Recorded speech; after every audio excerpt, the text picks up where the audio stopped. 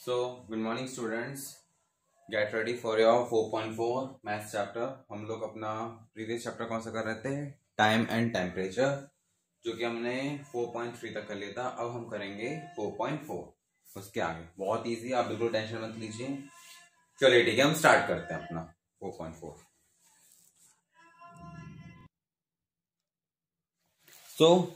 ये थे हमारे फिल द ब्लैंक्स, जो कि हम एक एक करके सॉल्व करेंगे।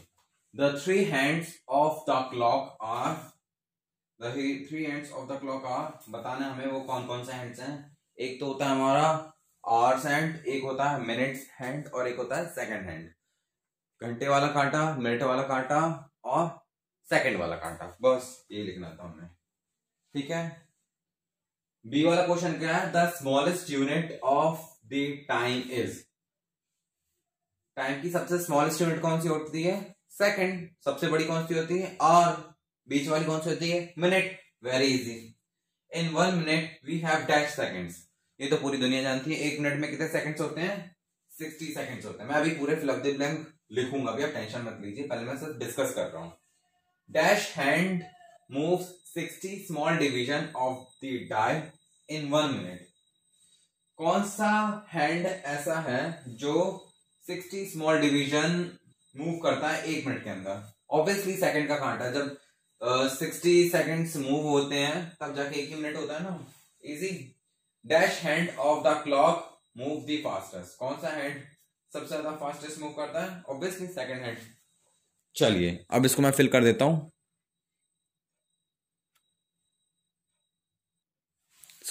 इसे आप फिल कर लीजिए। फर्स्ट वाले का क्या क्या लिखा है मैंने? Hour hand, minute hand and second hand. HOUR MINUTESECOND, second hand. Second वाले का सेकंड लिखा हुआ है। थर्ड वाले का क्या है? सी वाले का 60 सेकंड्स। फोर्थ वाले का सेकंड हैंड। ठीक है, यानी डी वाले का हमारा सेकंड हैंड। इजी है। इसको आप बढ़िया नोटबुक में भी करना है एज वेल एज अपनी टेक्स्ट बुक में भी फिल करना है। ठीक है, नोटबुक में करना कंपलसरी है। चलिए हम इसके आगे के क्वेश्चंस करते हैं अब। 4.4 में हमें कन्वर्ट करना था। ठीक है, जैसे कि 2 मिनट्स 42 सेकंड्स को सेकंड्स में कन्वर्ट करना है। तो 42 सेकंड्स तो ऑलरेडी कन्वर्टेड है, इसको हम छुएंगे भी नहीं।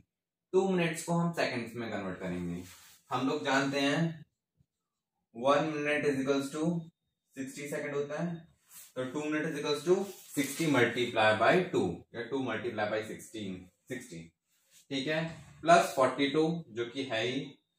तो 60 मल्टीप्लाई बाई 2 कितना होता है? 120 सेकंड प्लस 42 सेकंड कितना हुआ? 162 सेकंड्स। ऐसी मैंने शॉर्ट में लिख दिया, लेकिन आपको पूरा फुल लिखना है। ठीक है, स्पेलिंग की सेकंड की स्पेलिंग और मिनट की स्पेलिंग भी आपको पूरी लिखनी है। ठीक है, MINUTE। उसी तरह बी वाला देखो, 3 मिनट 12 सेकंड को क्या करा मैंने? 3 को मल्टीप्लाई बाई 60 कर दिया, क्योंकि 1 minute is equal to 60 second होता है। तो 3 minute is equal to 180 second plus ये 12। मैंने बार बार ये नहीं लिखा सेकंड, यहाँ पे लिखना जरूरी है आपको। मैंने टाइम बचाने के लिए चक्कर में सीधा सीधा कर दिया। ठीक है ना, यहाँ पे लिखना जरूरी है। 180 second plus 12 second is equals to 192 seconds. Same to same इसमें किया है। 4 मल्टीप्लाई बाई 60 प्लस 28। ठीक है, तो 240 प्लस 28 इज इक्वल्स टू 268। ठीक है, 268 सेकंड्स। उसी तरह मैंने डी वाला किया है, उसी तरह मैंने ई वाला किया है। ठीक है ना, कुछ नहीं करना, बस मिनट आपको दिखना है। जितने भी मिनट हो उसमें आप मल्टीप्लाई बाई 60 कर दो और साथ में जो भी सेकंड हो उसको प्लस कर दो। तो आपका जो भी मिनट एंड सेकंड वाला क्वेश्चन है वो पूरा सेकंड में कन्वर्ट हो जाएगा। बहुत इजी है, कुछ नहीं करना। ठीक है, लेकिन आपको ये पूरा लिखना है। यहाँ पे सेकंड, यहाँ पे सेकंड, यहाँ पे पूरा लिखना है और स्पेलिंग पूरी लिखना है और मिनट की स्पेलिंग पूरी लिखना है। नोटबुक में आपको पूरा कंप्लीट करके दिखाना है मुझे, तभी मैं आपकी नोटबुक चेक करूंगा, नहीं तो मैं आपको मार्क्स भी नहीं दूंगा। ठीक है, आगे बढ़ूं। तो बहुत इजी थी हमारी 4.4। चलिए अब हम 4.5 करते हैं, वो और ज्यादा इजी है। चलिए आते हैं।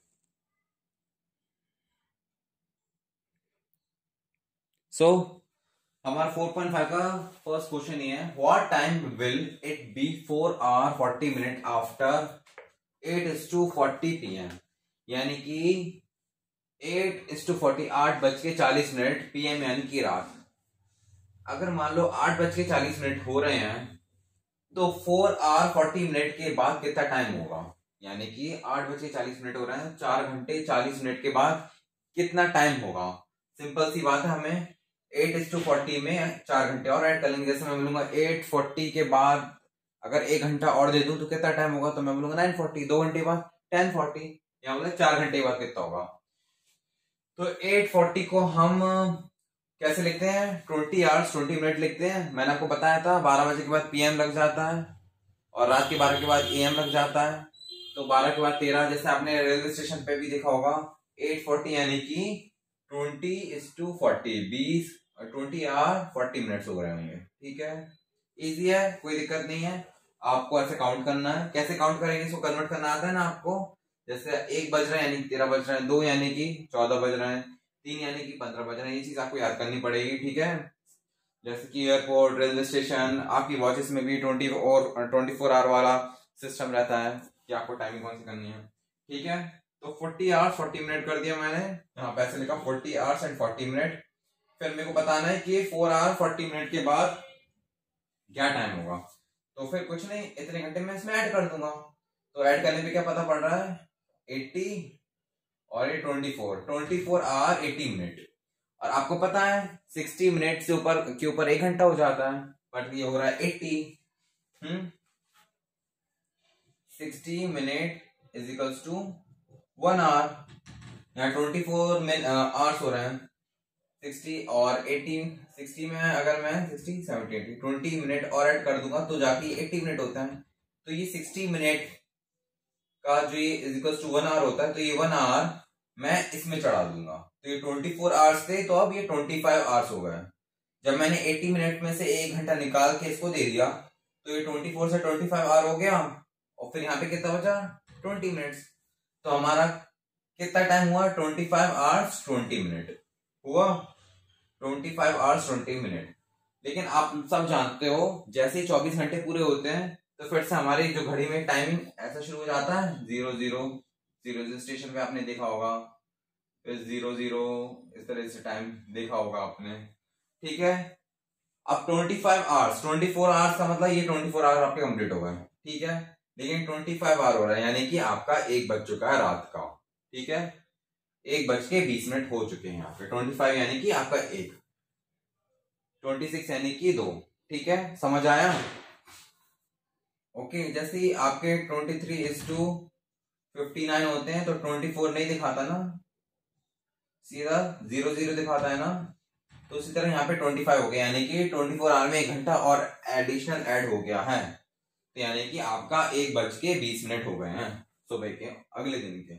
समझ आया, कुछ नहीं करना। सबसे पहले तो आपको ये जो टाइमिंग है इसको इंटरनेशनल टाइमिंग में कन्वर्ट करना है, आवर्स वाले सिस्टम में। ठीक है, वो आपने करा, तो 20 आवर्स 40 मिनट्स हो गए। बस आपको इसको चेंज करना है, ये चेंज नहीं करने की जरूरत नहीं है।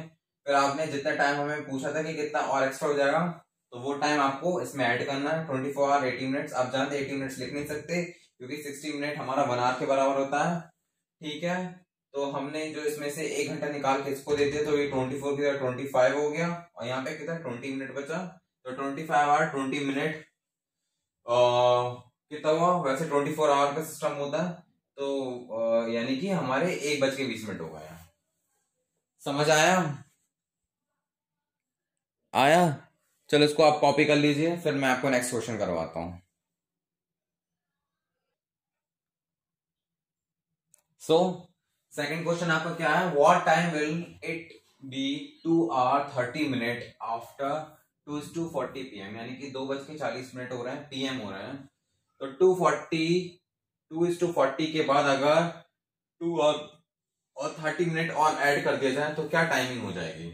तो करंट टाइमिंग कितना है 2:40 PM और 14 आवर 40 मिनट। मैंने आपको बताया था 12 के बाद PM यानी कि दोपहर का टाइम, 1 यानी कि 13, 2 यानी कि 14 आवर्स 40 मिनट हुआ है। ठीक है, तो 14 आवर 40 मिनट में हमने 2 आवर 30 मिनट्स को क्या किया, ऐड किया। तो कितना है हमारा 70, 14, 15, 16। ठीक है, 70 मिनट यानी कि आपका इसमें से आप 1 घंटा निकाल सकते हैं। 1 घंटा निकाल के इसको दिया तो ये 17 आवर 10 मिनट्स होगा। 17 आवर 10 मिनट यानी कि शाम के 5:10। समझ आया, इजी है ना, कुछ नहीं करना आपको, ऐसा कैसे करना है। चलिए नेक्स्ट क्वेश्चन। सो अब आ गए हम अपने फोर्थ क्वेश्चन पे। थर्ड क्वेश्चन स्टूडेंट्स आपको मुझे खुद करके दिखाना पड़ेगा, सारे क्वेश्चन मैं नहीं करूंगा, एक आध आपको भी करना पड़ेगा। और हाँ, करके जरूर लाना है, ऐसा ब्लैंक स्पेस छोड़ के नहीं लाना, मैं उसके मार्क्स काट लूंगा। ठीक है। सो फोर्थ क्वेश्चन में क्या है, what time will it be 2 hour 50 minute after 3:25 PM, यानी कि 3:25 हो रहे हैं, 3:25 PM हो रहा है दोपहर के। उसके बाद 2 hour 50 minute और ऐड कर देंगे तो कितना टाइम हो जाएगा। तो 3:25 कितना होता है, 15 hour 25 minute होते हैं। 15 hour 25 minute लिखा मैंने। फिर क्या किया मैंने इसमें, सॉरी मैंने 2 hour 50 minute करना था, सॉरी 2 hour 50 minute है, गलती हो गई। ठीक है।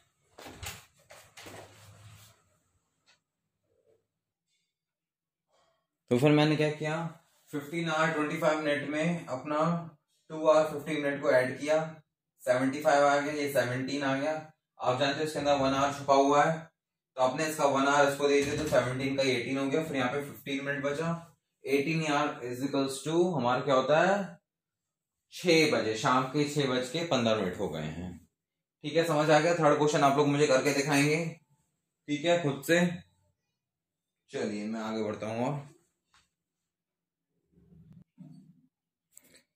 अब आपका फिफ्थ क्वेश्चन है, a bus start from Delhi at 10:30 PM। एक बस है, ठीक है, वो 10:30 PM में स्टार्ट होती है। It is scheduled to reach Agra after 3 hour 25 minutes। इसको आगरा पहुंचने में 3 hour 25 minute लगते हैं। ठीक है, ये आपका आगरा है। ठीक है, at what time will it reach Agra. तो आपको बताना है ये जो बस 10:30 पे चली है तो आगरा कितने बजे पहुंचेगी। सिंपल सी बात है, आपको इस 10:30 में 3 hour 25 minute ऐड कर देना है, सिंपल है। चलो करते हैं हम। सो स्टूडेंट ये देखिए, the bus will reach Agra 3 hours 25 minute later than 10:30 minute। यानी कि जैसे ही बस 10:30 10:30 पे स्टार्ट होती है तो वो 3 hour 25 minute के बाद ही अपने डेस्टिनेशन आगरा पे पहुंचती है। तो हमने कुछ नहीं किया, ऐड किया। सबसे पहले 10:30 को हमने कन्वर्ट किया 24 hour वाले सिस्टम में, तो 10 का मतलब होता है 22, 30 को एज इट इज लिखेंगे। इसमें हमने 3 hour 25 minute को ऐड किया और उसके बाद क्या हुआ, 25 hours 55 minute हो गया। और 25 hours यानी कि हमारा क्या होता है, 24 hours तक होता है, फिर क्या होता है 1 हो जाता है, तो 1:55 AM हो गया। तो हमारी जो बस है आगरा पहुंचेगी 1:55 AM। चलिए हम नेक्स्ट क्वेश्चन करेंगे। सो हमारा सिक्स्थ क्वेश्चन ये था, a bus start from Jammu at 5:30 AM। एक बस है वो जम्मू से शुरू होती है 5:30 AM, सुबह के 5:30 बजे। It is scheduled to reach Delhi after 8 hour 15 minute। यानी कि उस बस को 8 घंटे और 15 मिनट लगते हैं जम्मू से दिल्ली पहुंचने के लिए। तो आप मुझे बताइए कि बस कितने बजे दिल्ली पहुंचेगी। तो कुछ नहीं किया हमने, bus start from Jammu at 5:30 AM। It will reach Delhi after 8 hour 15 minutes। 8 hours 15 minute के बाद वो दिल्ली पहुंचती है। द टाइम व्हेन बस रीच दिल्ली, तो हमने क्या किया, 5:30 AM है तो उसको तो हमें कन्वर्ट करने की जरूरत नहीं क्योंकि ऑलरेडी AM है। इसलिए हमने 8 hours और 15 मिनट्स को क्या कर दिया, ऐड कर दिया। तो कितना हो गया हमारा 13:45, 13 hour 45 minutes। 13 यानी कि 12 के बाद 13 यानी 1, दोपहर के 1, तो 1:45 यानी कि 1 hour 45 PM।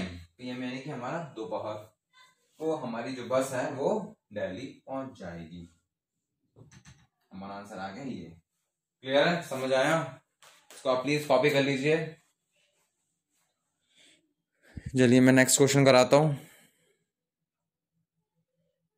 सो हमारा ये 7th क्वेश्चन थोड़ा सा आप कह सकते हैं ट्रिकी है, लेकिन इजी है, ऐसा कुछ नहीं है जो आप कर नहीं पाएंगे।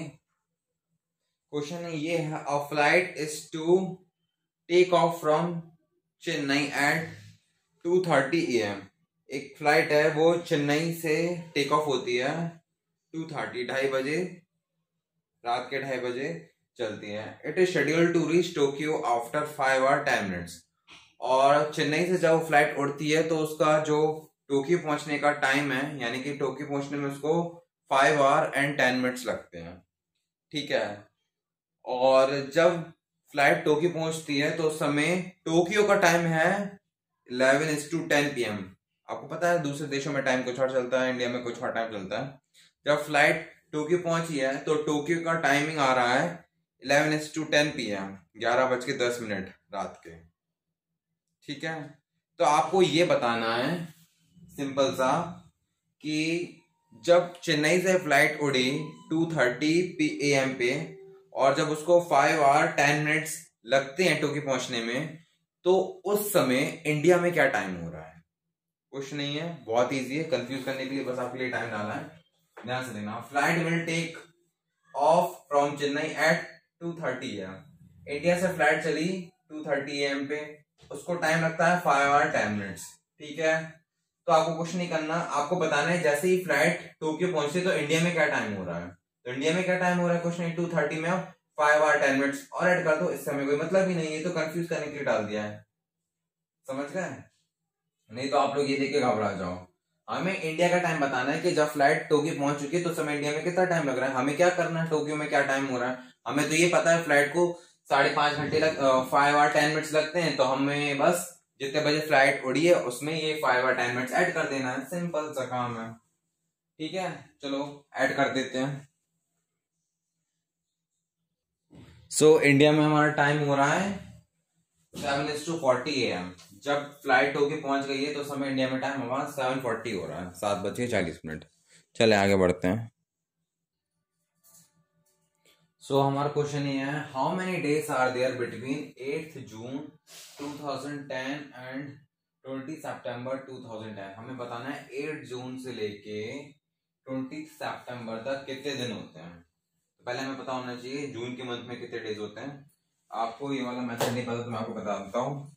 ये वाला जो मेथड होता है, जो उठे हुए हमारे अमाउंट्स हैं यानी कि 31 डेज, और जो नीचे वाले हैं ये होते हैं हमारे 30 डेज।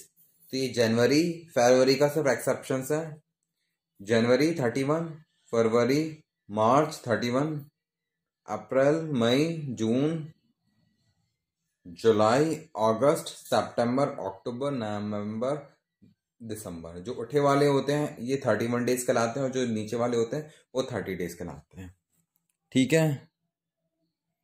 चलिए, तो जून में हमारे कितने डेज हो रहे हैं, क्या बताया मैंने आपको। जून में देखो हमारे 30 डेज होते हैं, होते कि नहीं होते हैं। उसमें से हमें 8 जून से निकालना है, तो 7 डे पहले तो माइनस कर दो, 30 में से 7 गए तो 23 डे बचे। फिर जुलाई में हमारे 31 डे होते हैं, वो ऐड होंगे। अगस्त में 31 डे होते हैं। फिर हमें 20 सितंबर तक निकालना है, तो हमने 20 सितंबर ऐड करा, तो कितना हुआ 3 4 5 1 2 3 4 5 6 7 8 9 10 105 डेज होगा। सिंपल है। चलिए हम आगे बढ़ते हैं। सो हमारा सेकंड क्वेश्चन ये है, सॉरी हमारा 4.6 चल रहा है, ठीक है ना, मैंने डालना भूल गया था। 4.6 से क्वेश्चन था, अभी 4.6 का फर्स्ट किया था। तो हमारा ये सेकंड क्वेश्चन ये चल रहा है, जनी schools was close for summer vacation from 17th May 2010 onwards for 52 days. On what day did the school reopen? यानी कि जो जनीस का स्कूल है उसके जो समर वेकेशन हैं वो 14th मई से स्टार्ट होते हैं, सॉरी 17 मई से स्टार्ट हो जाते हैं, ठीक है। और उसके जो वेकेशन हैं वो 52 डेज के हैं, यानी कि 17 मई से 52 डे के बाद उसके स्कूल खुलेंगे। तो आपको बताना है किस तारीख को खुलेंगे, कुछ नहीं करना, हमें 17 मई को देखना है। 17 मई से स्कूल खुल रहे हैं, सॉरी वो क्या बोलते हैं वेकेशंस हैं। तो 17 मई से लेके मई में कितनी छुट्टी और बची, 15 छुट्टी बची, ठीक है। और 15 छुट्टी बची, उसके बाद हमें क्या देखना है, और 52 डेज कब हो रहे हैं, चलो मैं देखता हूं। हमें कुछ नहीं करना, हमें 17 मई से 52 डे काउंट करना है। 17 मई में 15 दिन और बचेंगे, 15 डेज और बचेंगे, तो हमारा मई का मंथ खत्म हो जाएगा।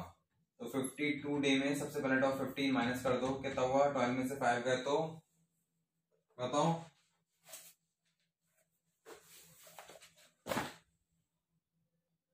ठीक है, 7, 4 में से 1 गया तो 3, 37 डेज, ठीक है, 37 डेज और बचे। जून हमारा पूरा होता है 30 डेज का, ठीक है, ये तो हो गया आपका मई मंथ कंप्लीट, और इसमें आपका जून मंथ कंप्लीट हो जाएगा, ठीक है। जून आपका पूरा 30 डेज का होता है, ठीक है, तो वो खत्म हो गया। फिर बचा हमारा 7 डेज और, तो जुलाई लग जाएगी 7 डेज की, तो 7 जुलाई के आपको स्कूल खुल जाएंगे, ठीक है। समझ आया आपको क्या करना है, आपको बस उल्टे दिन काउंट करने थे। चलिए इसको मैं लिखवा देता हूं, समझ आया। 52 डेज की वैकेशंस थी, तो 17 में से हमारे स्कूल की छुट्टी हो रही, तो हमें 17 से काउंट करना है, 18, 19, 20, 21, 22, 23, ऐसे करना बहुत मुश्किल हो जाता है, मतलब टाइम लगता है, मुश्किल तो नहीं होता। तो हमने देखिए 17 मई को छुट्टी शुरू हो रही है, तो 17 मई में टोटल 15 दिनों बचे, 17, 18, 19, 20 ऐसे करोगे तो 31 तक 15 दिन बचे, ठीक है। उसके बाद 52 में से मैंने 50 माइनस किए, तो 37 डेज की छुट्टी और बाकी है। जून में 30 डेज होते हैं, तो 30 और काट के 7 डेज बचे, तो 7 जुलाई को हमारे स्कूल खुल जाएंगे, सिंपल। सो आप ये लिख लीजिए, समर वेकेशन फ्रॉम 17 में आपके 50 डे बचते हैं, फिर school will reopen after 52 days, ठीक है, तो स्कूल विल रीओपन। मई में आपके 15 डे बचे, जून में 30 डे पूरे पूरे बचे, जुलाई में 7 डे बचे, तो टोटल 52 डेज हो गए, तो हमारे 7 जुलाई से स्कूल क्या रीओपन हो जाएंगे। इजी क्वेश्चन था। चलिए हम नेक्स्ट क्वेश्चन करते हैं अब। सो ये नेक्स्ट क्वेश्चन थोड़ा सा इंपॉर्टेंट है, ध्यान से देखना।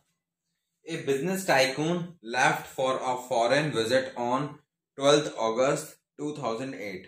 एक बिजनेसमैन है, वो फॉरेन निकल जाता है 12 अगस्त 2008 को, एंड केम बैक ऑन 5 सितंबर 2010, और 5 सितंबर 2010 ऑलमोस्ट 2 साल के बाद वो वापस आता है।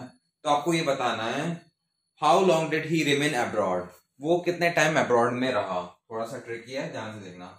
Left for foreign visit on, जो बिजनेसमैन था वो 12 अगस्त 2008 को फॉरेन ट्रिप के लिए निकल गया था, और ही केम बैक ऑन 5 सितंबर 2010। तो हमें 12 अगस्त 2008 से लेके 5 सितंबर 2010 तक का बताना है, कितने डेज, कितने मंथ, कितने ईयर हो रहे हैं, ठीक है। तो वेरी सिंपल कर देता हूं मैं आपके लिए। 12 अगस्त 2008 से 12 अगस्त 2009 तक होता है 1 ईयर, ठीक है। 12 अगस्त 2009 से लेकर 12 अगस्त 2010 तक होता है हमारा प्लस एक और 1 ईयर, यानी कि हमारे 2 ईयर्स हो गए, ठीक है।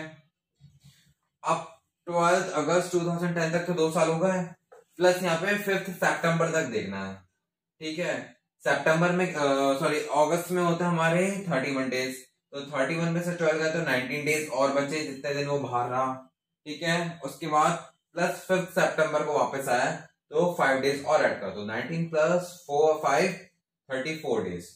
तो he remain in abroad for 2 hours लिख दिया मैंने, 2 ईयर्स, 2 ईयर्स एंड 24 डेज। समझ आया। इसको आप एक बार फिर से सुन लेना, इसको बैक करके, तो आपको पूरी चीज क्लियर हो जाएगी। बहुत इजी है, आपको ऐसा कैसा कॉपी करना है, ठीक है। चलिए आगे बढ़ते हैं। सो हमारा 4th क्वेश्चन ये है, find the number of days between January 22 1996 and 24 मार्च 1996। यानी कि हमें 22 जनवरी से लेकर 24 मार्च तक के डेज निकालने हैं। तो हम क्या कर रहे हैं इसमें, since we have to find the number of days between 22 Jan and 24 March 1996।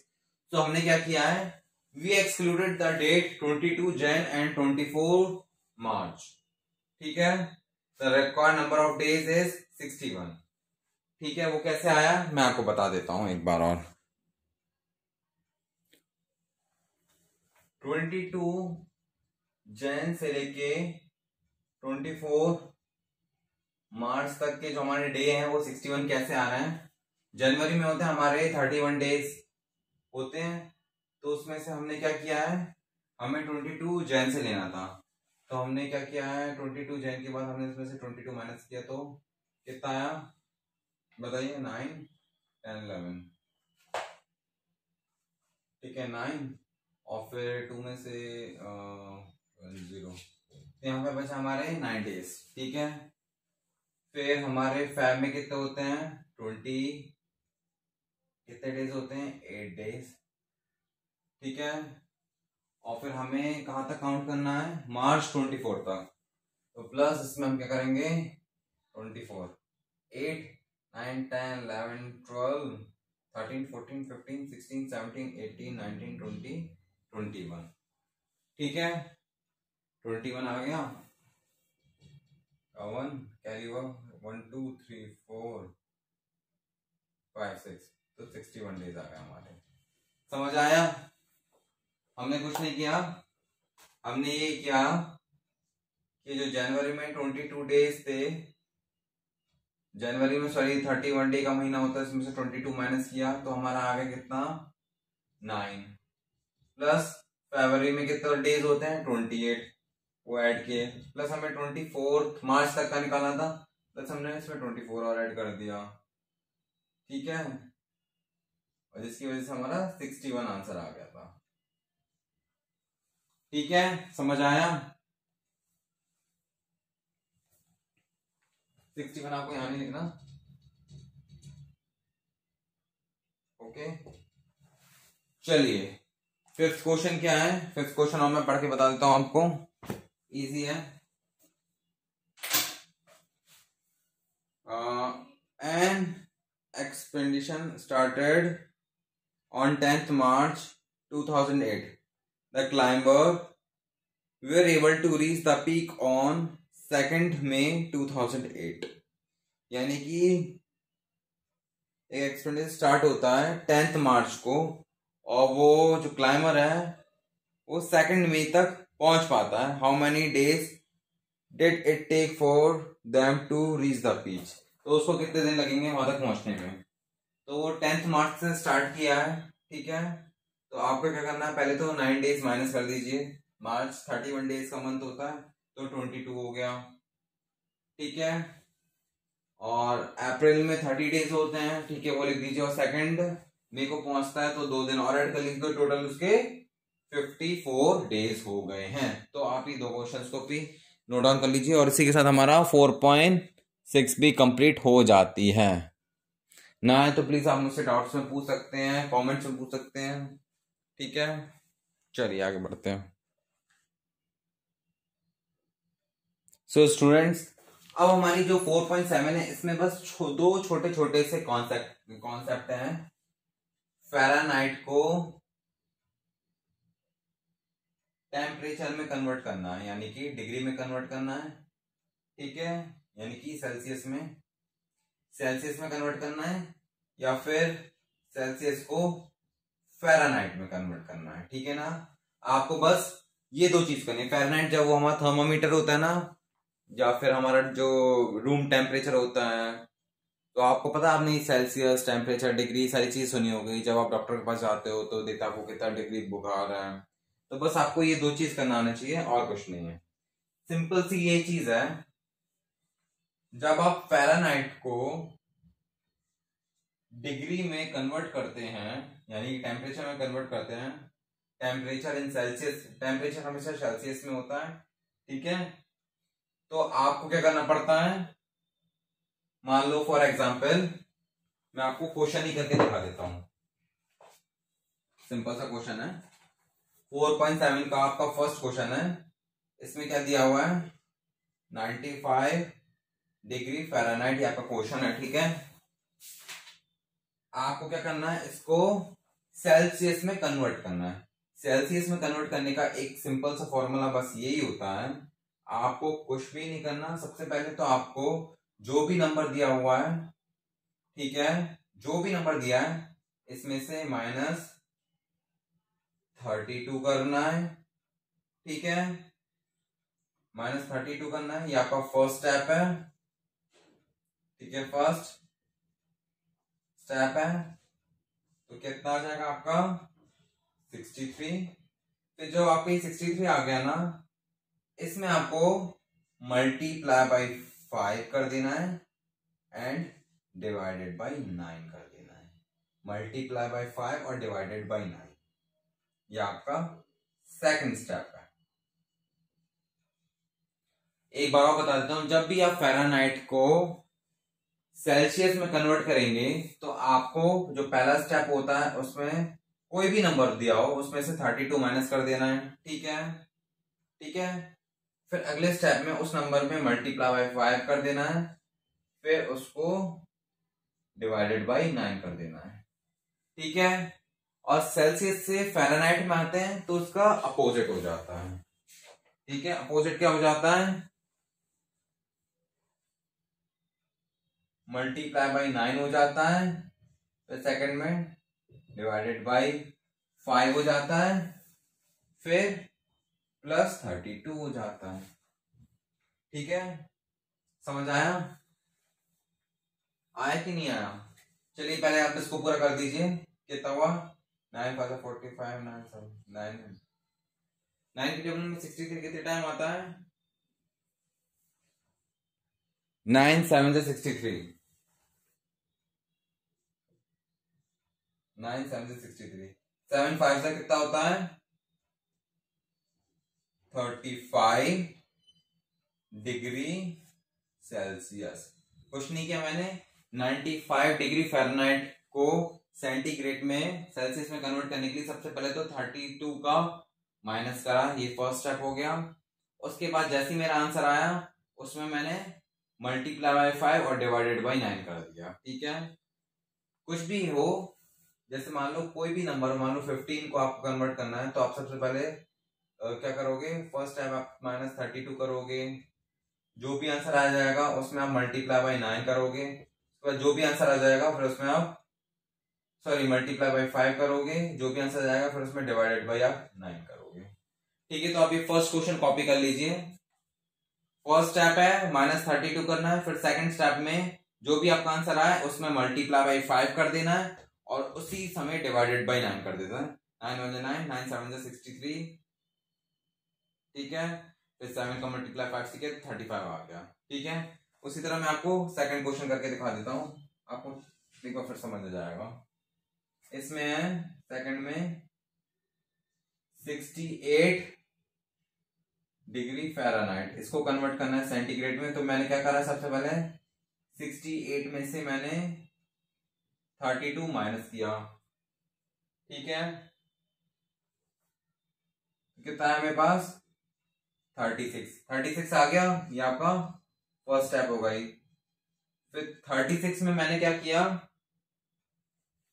Multiply by 5 करा दिया, ये आपकी सेकंड स्टेप हो गया। कितना है आंसर आपका 6 5 30 18, 6 5 30 18। ठीक है, ये हो गया आपका आंसर। अब इसमें आपका जो थर्ड स्टेप है डिवाइडेड बाय 9 भी करना है, आपका थर्ड स्टेप हो गया। 9 1 9, 9 2 18 0, तो आपका आंसर कितना आ गया 20 डिग्री सेंटीग्रेड। समझ आया? ठीक है, मैं थोड़ा सा नीचे कर देता हूँ, आपको शायद दिख नहीं रहा होगा। ठीक है, कॉपी कर लीजिए। चलिए आगे बढ़ते हैं, ले लीजिए, कॉपी कर लीजिए आराम से, कोई दिक्कत नहीं है, जल्दबाजी नहीं है, कुछ नहीं करना। -32 करना है, फिर मल्टीप्लाई बाय 5, फिर डिवाइडेड बाय 9, सिंपल सा। पहला स्टेप में -32, सेकंड में मल्टीप्लाई बाय 5, थर्ड में डिवाइडेड बाय 9। चलें अब आगे, चलो। सो ये देखो 30 डिग्री सेंटीग्रेड को हमने क्या किया, फ़ारेनहाइट में कन्वर्ट करना था तो 70 मल्टीप्लाई बाई 9 करा दिए फर्स्ट स्टेप। फिर हमारा आंसर कितना आया था 630। सेकंड स्टेप में हमने डिवाइडेड बाई 5 करा दिया तो 126 आ गया। ठीक है, थर्ड स्टेप में 126 प्लस 32 कुछ नहीं है। जब हम फ़ारेनहाइट से सेंटीग्रेड में आते थे, सेल्सियस में आते थे तो माइनस कर देते। ठीक है, फिर डिवाइडेड मल्टीप्लाई बाई 5 कर देते, डिवाइडेड बाई 9 कर देते। इसमें उल्टा कर रहे हैं, इसमें हम पहले मल्टीप्लाई कर रहे हैं, फिर डिवाइड कर रहे हैं, फिर प्लस कर रहे हैं, पूरा पूरा अपोजिट है। क्लियर हुआ? बी वाला देख लो, बी वाले में और कुछ नहीं है। बी वाले में क्या है आपका 63 डिग्री सेंटीग्रेड था आपका। जब हमने 63 डिग्री सेंटीग्रेड में मल्टीप्लाई बाई 9 किया और डिवाइडेड बाई हमने क्या कराया 5 कराया। ठीक है, तो आपका आंसर कितना आया 113.4। आप क्या करना 63 को पहले 99 से मल्टीप्लाई कर देना, फिर 5 से डिवाइड कर देना, तो आपका आंसर इतना आ जाएगा। ठीक है, फिर 113.4 में मैंने 32 और ऐड कर दिया तो आंसर आ गया मेरा 145.4 डिग्री फ़ारेनहाइट। ये हमारा आंसर आ गया।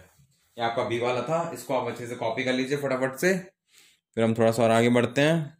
क्लियर है? सो अब आ गए हम अपने थर्ड के फिल द ब्लैंक्स पे। सो हमारा फर्स्ट क्वेश्चन है the temperature of frozen water is 32 degree Fahrenheit और सेंटीग्रेड। 32 डिग्री फ़ारेनहाइट को सेंटीग्रेड में हम कन्वर्ट करते हैं तो आपको पता है ना क्या करते हैं, सबसे पहले -32 कर देते हैं। ठीक है, तो जैसे हमने -32 किया तो 0 डिग्री सेल्सियस आ गया। जो फ्रोजन वाटर है वो 0 डिग्री पे होता है। The temperature of boiling water is 100 degree Celsius. तो 100 डिग्री सेल्सियस को फ़ारेनहाइट में करेंगे तो क्या करेंगे, सेल्सियस को फ़ारेनहाइट में कैसे करते हैं। सबसे पहले तो आप क्या करते हो, आपको बताया था मैं पूरी प्रोसेस। पहले मल्टीप्लाई बाय आप क्या करोगे 9 करोगे, फिर डिवाइडेड बाय 5 करोगे, फिर 32 ऐड करोगे। ठीक है, तो आपका आंसर आ जाएगा 212 डिग्री फ़ारेनहाइट। सी क्या the temperature of healthy adult is 37 degree Celsius. अब इसको फ़ारेनहाइट में करेंगे तो 98 समथिंग आ जाएगा आपका। डी क्या है, a patient with fever will have a body temperature above 37 degree Celsius होना चाहिए, यानी कि 90 डिग्री फ़ारेनहाइट होना चाहिए। जब आप इसमें multiply by 9 divided by 5 plus 32 करेंगे तो आपका आंसर वैसे आ जाएगा। ई क्या, the scale on a clinical thermometer is from dash degree to dash degree. Clinical thermometer में जो आपका स्केल होता है वो कितना होता है 34 डिग्री सेल्सियस से 43 डिग्री सेल्सियस के बीच में होता है। ठीक है, और उसके बाद the scale on clinical thermometer is from dash degree Fahrenheit to dash degree Fahrenheit. और फ़ारेनहाइट की बात करेंगे तो 94 degree Fahrenheit to 110 degree Fahrenheit के बीच में होता है। ठीक है, लास्ट क्वेश्चन है when the temperature rises the mercury level is also obviously rise. जब हमारा टेम्परेचर राइज होता है तो मर्क्यूरी भी राइज होती है। तो इसी के साथ हमारा ये 4 चैप्टर कंप्लीट होता है। तो इस वीडियो को पूरा देखिएगा और नोटबुक कंप्लीट करना। नेक्स्ट टाइम मैं आपकी नोटबुक चेक करूंगा, उसके बाद हम लोग 5th चैप्टर चालू करेंगे। चलिए, तब तक के लिए thank you so much. Happy Diwali to all of you.